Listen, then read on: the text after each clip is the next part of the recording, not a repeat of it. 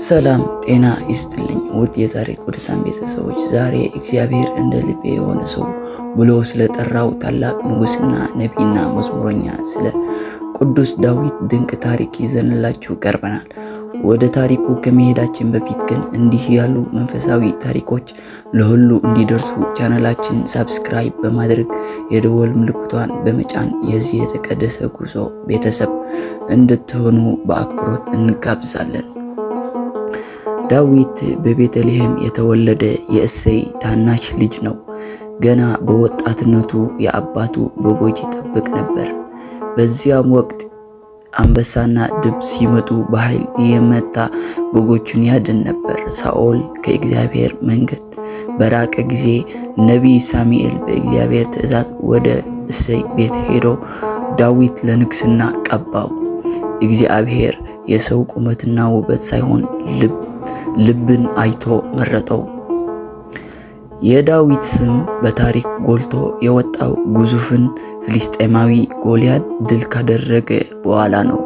እስራኤላውያን በጎልያድ መፍራት ተውጠው ሳለ ወጣቱ ዳዊት ግን ይሄ ያልተገረዘ ፍልስጤማዊ የሕያው እግዚአብሔርን ጭፍሮች ይሰድብ ዘንድ ማን ነው በማለት በጭን ጫና በወንጭፍ ብቻ በእግዚአብሔር ስም ጎልያድን ዘረረው።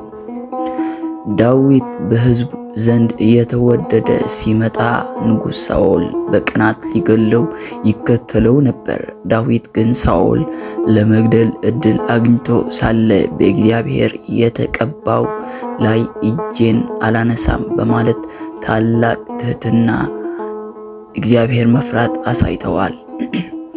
ዳዊት ፍጹም ሰው አልነበረም። ቤርሳቤህ ምክንያት ታላቅ ስህተት ኃጢአት ሰርቶ ነበር።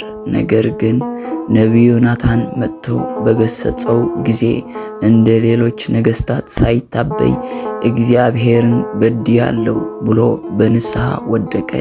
በዚያም ወቅት ታዋቂው መዝሙር 51 እና 50 አቤቱ እንደ ቸርነትህ መጠን ማረኝ የሚለው የንስሐ ጸሎት አበርክተዋል።